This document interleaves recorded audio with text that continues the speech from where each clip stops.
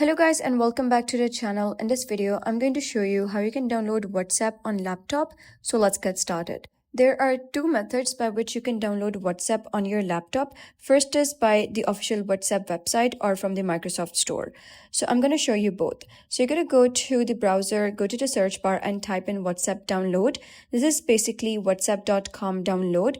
Click on that and you'll be redirected to the official WhatsApp page. So you're going to click on the green download button at the top right and you'll be able to see the WhatsApp installer exe file get downloaded. Simply run the WhatsApp exe file and you'll be able to see a wizard. Simply redirect yourself through the wizard and done. Your WhatsApp will be installed. Another method is by going to the Microsoft Store. Go to the search bar at the top and type in WhatsApp. And then you're going to click on WhatsApp and you'll be able to see a blue install button.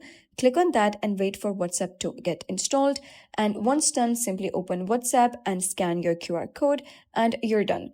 So those were the two ways how you can download WhatsApp on your laptop. If you found this guide helpful, please consider subscribing and leaving a like. It really helps me out and I'll see you next time.